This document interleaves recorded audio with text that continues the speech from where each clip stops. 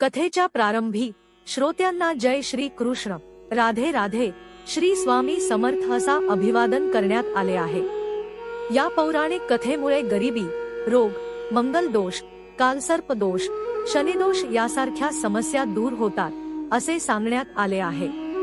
फक्त कथा ऐकल्याने श्रीकृष्ण प्रत्यक्ष आपल्यासमोर येऊन इच्छापूर्ती करतात। कथेला भक्तिभावाने ऐकणाऱ्यांच्या कुटुंबात सुखशांती आणि भरभराट येते, तसेच त्यांच्यावर श्रीकृष्णांचा आशीर्वाद सदैव राहतो अशी प्रार्थना व्यक्त करण्यात आली आहे। प्रास्ताविक: श्रीकृष्ण जन्मकथा ही भारतीय पौराणिक साहित्यामध्ये एक अत्यंत महत्त्वाची कथा आहे, जी श्रद्धा, भक्ती आणि धर्माच्या पुनर्स्थापनेचे प्रतीक मानली जाते। ही कथा द्वापार युगातील मथुरेच्या पार्श्वभूमीवर आधारित आहे। कथा भगवान श्रीकृष्णाच्या चमत्कारिक जन्मावर, त्यांच्या बाललीलांवर आणि अन्यायाच्या विरोधात उभ्या राहून धर्म पुनर्स्थापित करण्याच्या त्यांच्या कार्यावर केंद्रित आहे। या कथेत प्रेम, करुणा, संघर्ष आणि विजय यांचा समावेश आहे। कथा ऐकण्याने जीवनातील अडथळे दूर होतात आणि भक्तांना श्रीकृष्णाचा आशीर्वाद प्राप्त होतो असा विश्वास आहे।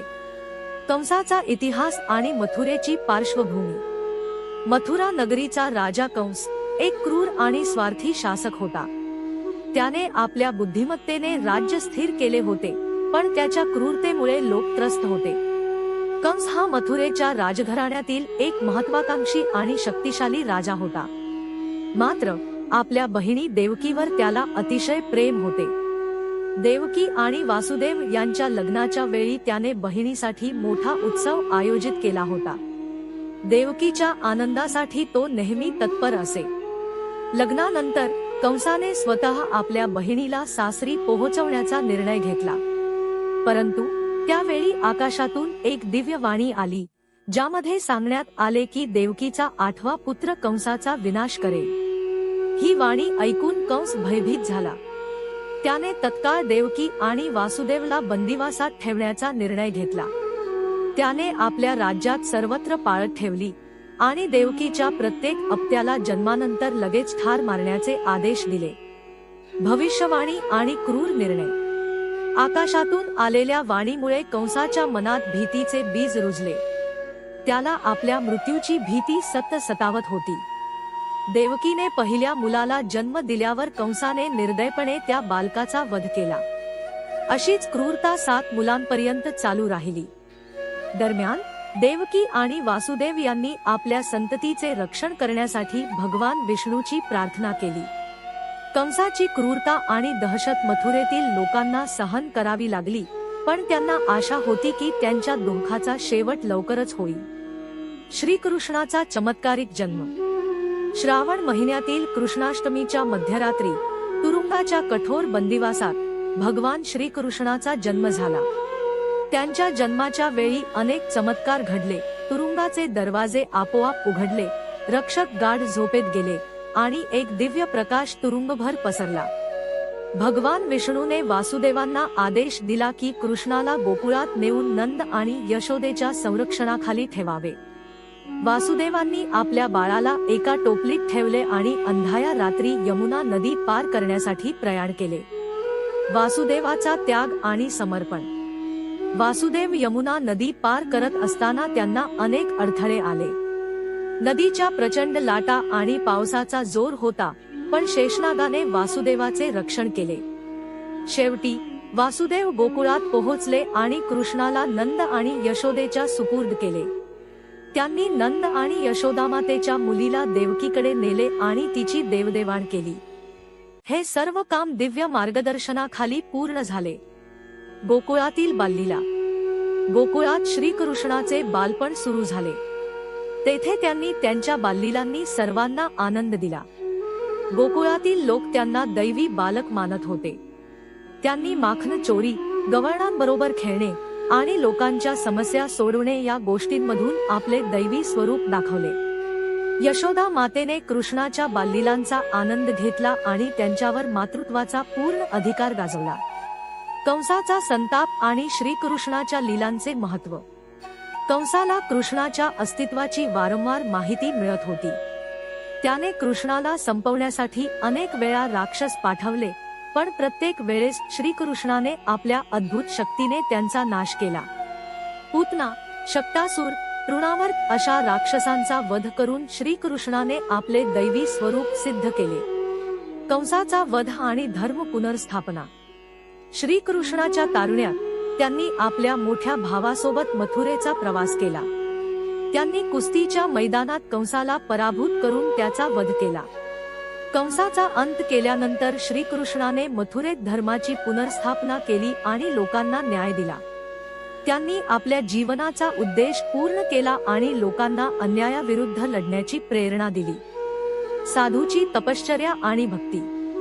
एका लहानशा गावात एक साधू राहत होता. तो अत्यंत गरीब असूनही अतिशय भक्तिभावाने जीवन जगत होता. त्याची श्रद्धा भगवान श्रीकृष्णावर नितांत होती. तो दररोज प्रार्थना करत असे आणि गावातील लोकांनाही आपल्या आशीर्वादांनी प्रसन्न करत असे.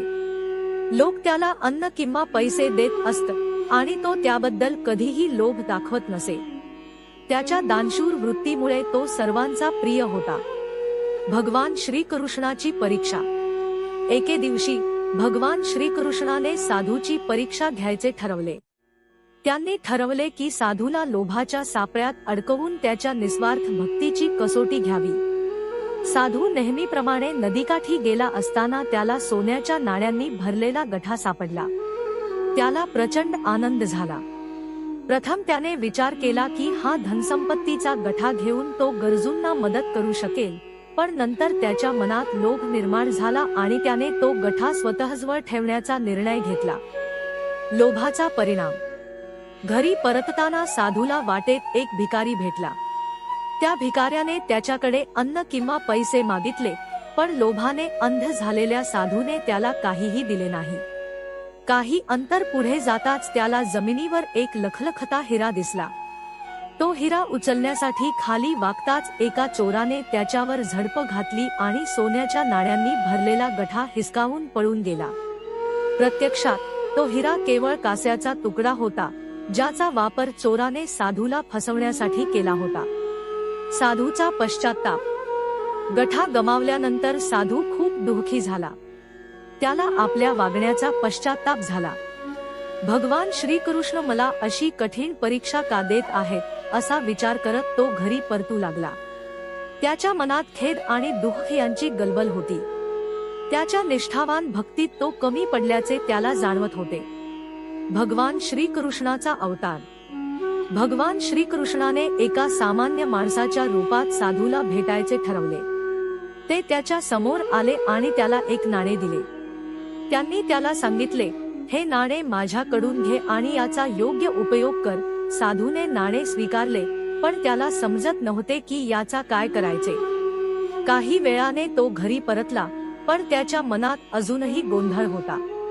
कोळ्याशी भेट. घरी जात असताना साधूला एक कोळी भेटला. त्याच्या जाळ्यात 2 मासे अडकले होते. त्या माशांच्या हालचाली पाहून साधूला दया आली.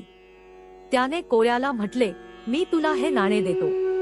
त्याच्या बदल्यात मला हे 2 मासे दे. कोळ्याने आनंदाने मान्य केले. साधूने ठरवले की दुसऱ्या दिवशी तो हे मासे नदीत सोडून त्यांच्या जीवाचे रक्षण करेल. माशांच्या परतफेडीचा चमत्कार. दुसऱ्या दिवशी साधू नदीकाठी गेला आणि त्याने मासे पाण्यात सोडले. त्याला वाटले की तो चांगले कर्म करत आहे, पण पुढे जे घडले ते त्याच्यासाठी पूर्णतः अनपेक्षित होते. त्या माशांनी पाण्यातून 2 चमचमीत हिरे त्याच्यासमोर आणले. साधू आश्चर्यचकित झाला आणि आनंदाने भारावून गेला. हे कसे शक्य आहे असा प्रश्न त्याला पडला. भगवान श्रीकृष्णाचा वरदान. साधूने तात्काळ भगवान श्रीकृष्णाची प्रार्थना केली. त्याच्या प्रार्थनेला उत्तर देत भगवान त्याच्या समोर प्रकट झाले. साधूने त्यांना विचारले, हे कसे घडले. भगवान श्रीकृष्ण म्हणाले, जेव्हा मासे पाण्यात असताना त्यांनी हे हिरे गेले होते. तू त्यांच्या जीवाचे रक्षण केलेस, म्हणून या हिऱ्यांचा लाभ तुला झाला. साधूच्या डोळ्यात अश्रू आले. त्याने आपले लोभाचे वर्तन आठवले आणि भगवान श्रीकृष्णांचे मनःपूर्वक आभार मानले. कथेतील बोध. ही कथा आपल्याला शिकवते की जीवनात कधीही लोभ करू नये. लोभ हे दुःखाचे मूळ कारण असते. देवाने दिलेल्या प्रत्येक गोष्टीचा योग्य वापर करणे हीच खरी भक्ती असते. साधूच्या लोभामुळे त्याला सुरुवातीला तोटा झाला, पण त्याच्या परोपकाराच्या कृतीमुळे त्याला पुन्हा लाभ झाला. भगवान श्रीकृष्णाच्या कृपेने त्याला आपल्या चुका सुधारण्याची संधी मिळाली. भगवान श्रीकृष्णाचा अवतार आणि योगमायेची भूमिका. भगवान श्रीकृष्णाच्या लीलांमध्ये त्यांच्या अवताराची गोष्ट महत्त्वाची आहे. देवकी आणि वासुदेव कंसाच्या कैदेत असताना कंसाने त्यांच्या 6 मुलांची हत्या केली. 7व्या अपत्याच्या वेळी भगवान विष्णूने योगमायेच्या मदतीने बलरामाला वासुदेवांच्या दुसऱ्या पत्नीकडे हलवले. त्यानंतर भगवान विष्णूने सांगितले की आता त्यांच्या पृथ्वीवर अवतार घेण्याची वेळ आली आहे. योगमायेला आदेश देण्यात आला की ती गोकुळात यशोदेच्या गर्भात जन्म घेईल. श्रीकृष्णाचा जन्म आणि योजना. भगवान श्रीकृष्णाचा जन्म अत्यंत प्रतिकूल परिस्थितीत झाला. कंसाच्या क्रूर राज्याखाली देवकी आणि वसुदेव यांनी आपल्या मुलाचा जीव वाचवण्यासाठी अनन्वित संकटांचा सामना केला. भगवान श्रीकृष्णाच्या अवतारासाठी एक खास योजना तयार करण्यात आली होती. वसुदेवाने गोकुळात नंदबाबांच्या घरी बालकृष्णाला सुरक्षितपणे पोहोचवले. या योजनेमागे एक साधी पण महत्त्वाची शिकवण होती.